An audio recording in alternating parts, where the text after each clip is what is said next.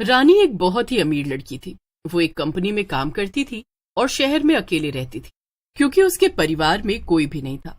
वो दुनिया में एकदम अकेली थी। रानी का जन्मदिन आने वाला था और वो बहुत खुश थी। इस बार तो मैं अपने जन्मदिन पर सारे ऑफिस को पार्टी दूंगी, सबको बुलाऊंगी और खूब पैसे खर्च करूंगी। वैसे भी मरने के बाद इतने पैसे लेकर थोड़ी जा सकती हो।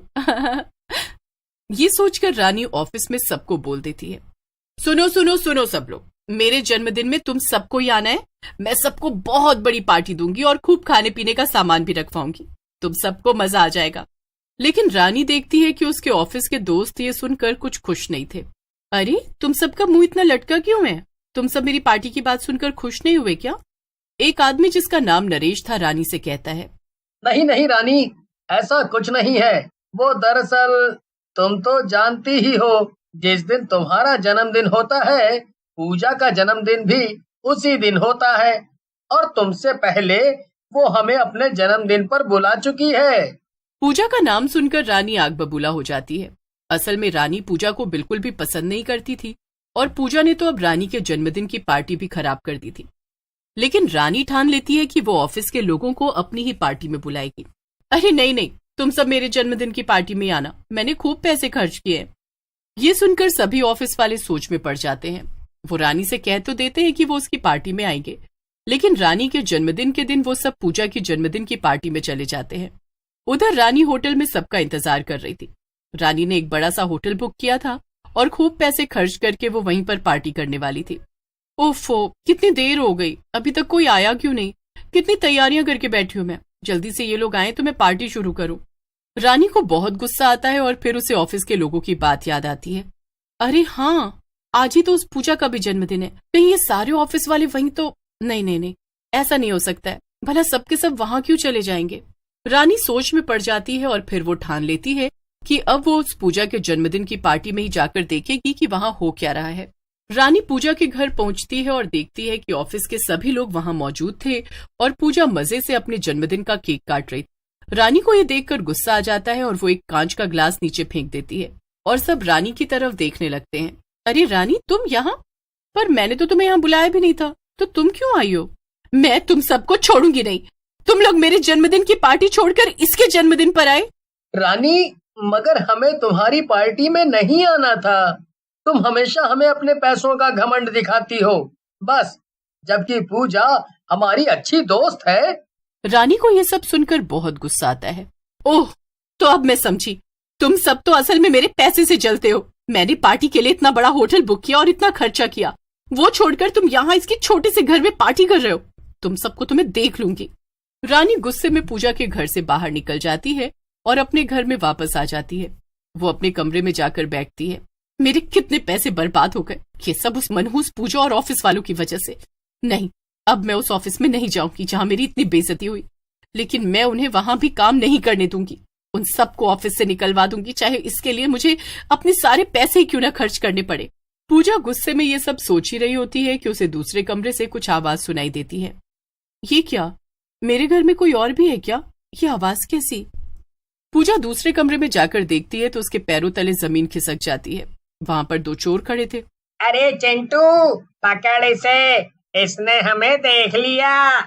हाँ, रुक मिंटू, अभी पकड़ता हूँ। चिंटू रानी को पकड़ लेता है। क्या? नहीं नहीं, छोड़ दो मुझे, छोड़ दो मुझे। तुम दोनों तो वही जाने माने चोर चिंटू मिंटू हो। हाँ हाँ, हम वही हैं। तूने तो हमें एक झटके में ही पहचान लिया लड़की। ये सुनकर रानी जोर जोर से चिल्लाने लगती है, बचाओ बचाओ, मेरे घर में चोर है। रानी को चिल्लाता हुआ देखकर मिंटू को गुस्सा आ जाता है और वो रानी को डराने के लिए चाकू निकालता है। चाकू देखते ही रानी मिंटू पर हमला कर देती है और गलती से चाकू रानी को ही लग जाता है। चिंटू मिंटू कमरे के अंदर बैग लेने जाते हैं और उधर रानी मरने के बाद एक चुड़ैल में बदल जाती है। ये क्या हो गया मेरे साथ? आज मेरा जन्मदिन था और मेरे जन्मदिन के ही दिन मेरे साथ सबने इतना बुरा किया। कोई मेरी पार्टी में नहीं आया तो किसी ने मुझे जान से ही मार दिया, लेकिन अब मैं किसी को नहीं छोड़ूंगी, एक एक को पकड़कर अच्छा। इतने में दोनों चोर सारा सामान इकट्ठा करके वहां वापस पहुंचते हैं और चुड़ैल को देखकर डर जाते हैं। चुड़ैल चिंटू मिंटू को पकड़ लेती है। वाकई में तू तो बड़ा समझदार है।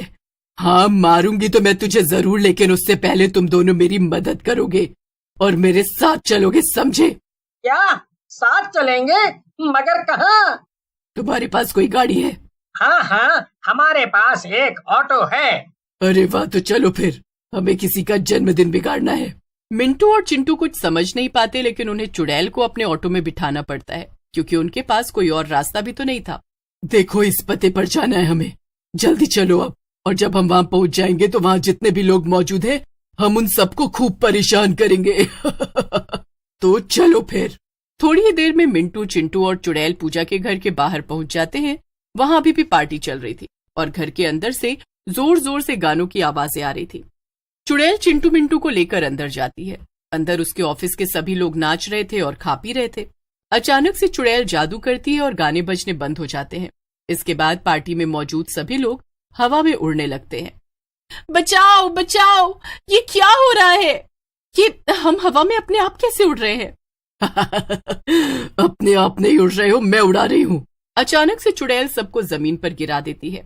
आधे लोग तो चुड़ैल को देखते ही वहां से भागने की कोशिश करने लगते हैं, लेकिन चिंटू मिंटू सभी दरवाजे बंद कर देते हैं और किसी को बाहर नहीं जाने देते।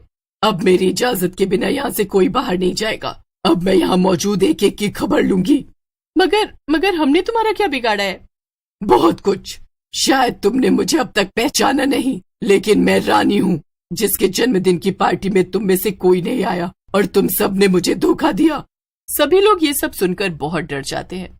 चुड़ैल चिंटू मिंटू की तरफ कुछ इशारा करती है और चिंटू मिंटू जल्दी से सभी लोगों को रस्सी से बांध देते हैं। वाह वाह, तुम सबको ऐसे बंधा हुआ देखकर तो मुझे खूब मजा आ रहा है। अब पूजा, तेरी पार्टी है ना ये, तो चल अब तू मुझे नाच कर दिखा। चिंटू मिंटू पूजा को खोल देते हैं और चुड़ैल के सामने खड़ा कर देते हैं। चुड़ैल गाना बजा देती है और पूजा नाचने लगती है। ये तुम ठीक नहीं कर रही हो चुड़ैल, मैं तुझे छोड़ूंगी नहीं। चुड़ैल को ये सुनकर गुस्सा आ जाता है। अच्छा ठीक, मैं नहीं कर रही, और तूने जो मेरे साथ किया उसका क्या? जब तक मैं तेरी पार्टी पूरी तरह से बर्बाद न कर दूं तब तक मुझे चैन न आएगा। तो तुम सबकी ये पूजा मुझसे ज्यादा पसंद थी ना? अब मैं तुम सबको मार दूंगी, फिर तुम दोबारा कभी इसकी पार्टी में नहीं आ पाओगे। नहीं नहीं, हमें छोड़ दो। इसकी पार्टी में आना तो दूर की बात है, हम तो दोबारा कभी इससे बोलेंगे भी नहीं। हाँ, हमें जाने दो। अच्छा तो फिर ठीक है, तुम सब जल्दी से पार्टी छोड़कर भाग जाओ, और अगर तुम में से किसी ने इस पूजा से दोबारा बात की तो मैं उसे जान से मार दूंगी। सभी लोग पूजा का घर छोड़कर भाग जाते हैं और फिर चुड़ैल भी पूजा को वहीं हवा में लटका हुआ छोड़कर अपने घर वापस आ जाती है। चिंटू मिंटू भी उसके साथ वापस आ जाते हैं। अब मैं क्या करूं? मैंने उस पूजा की पार्टी बर्बाद कर दी, फिर भी मुझे शांति नहीं मिली। लेकिन तभी चिंटू मिंटू चुड़ैल के सामने आ जाते हैं। क्या तुम दोनों अब तक यहाँ से गए नहीं? क्या लाए हो? चिंटू एक छोटा सा केक चुड़ैल को दिखाता है। एक छोटा सा बर्थडे केक। आज तुम्हारा जन्मदिन था ना, अब हम तीनों ही मिलकर तुम्हारा जन्मदिन मना सकते हैं। यही तुम्हारी आखिरी इच्छा थी ना? और वैसे भी जाने अनजाने में हमारी ही वजह से तुम्हारी जान गई थी, इसीलिए ये करना तो हमारा फर्ज था।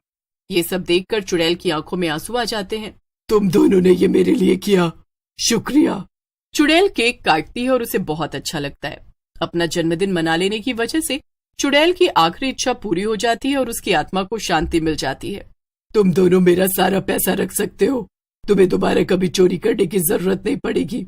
इतना कहकर चुड़ैल गायब हो जाती है और चिंटू मिंटू को भी दोबारा कभी चोरी करने की जरूरत नहीं पड़ती। वो अच्छे से अपना जीवन बिताने